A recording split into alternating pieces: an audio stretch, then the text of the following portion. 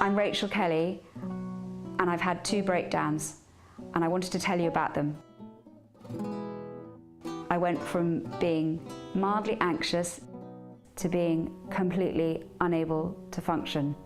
I could no longer be a wife, a mother, a journalist, a daughter, a friend. Love bade me welcome, yet my soul drew back, guilty of dust and sin. No one could reach me. Not my little boys, not my mother, not my husband. All I could think about was the pain. No worse there is none. Pitch past pitch of grief. More pangs will, schooled at 4 pangs, wilder ring. Comforter, where is your comforting? I felt as if I was falling, as if the bed was falling. All I could do was to hold on to my mother's hand. She used to repeat this line endlessly. My grace is sufficient for thee, my strength is made perfect in weakness. We held hands and we said this phrase again and again, together.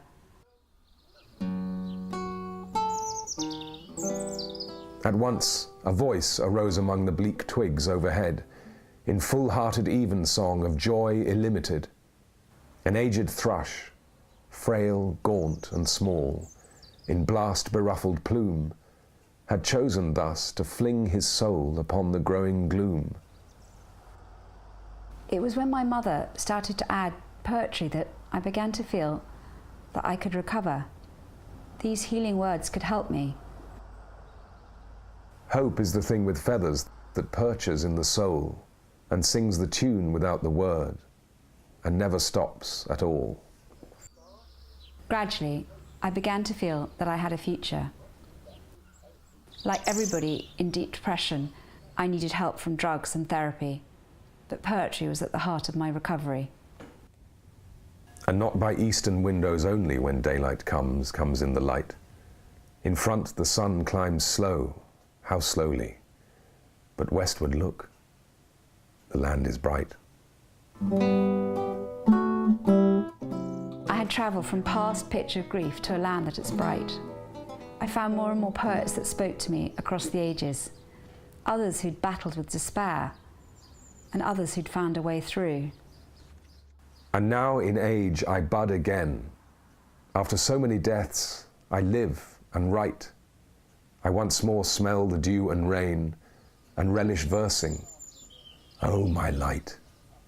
Who would have thought my shriveled heart could have recovered greenness?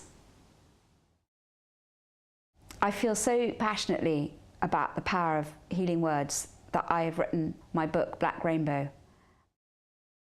If you know anybody who's finding life hard, I'd love you to share it with them and to help someone else.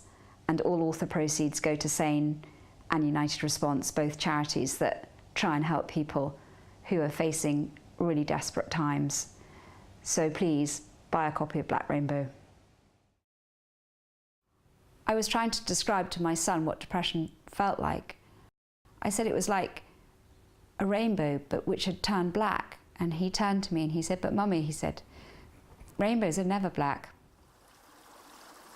Oh, you tears, I'm thankful that you run. Though you trickle in the darkness, you shall glitter in the sun. The rainbow could not shine if the rain refused to fall, and the eyes that cannot weep are the saddest eyes of all.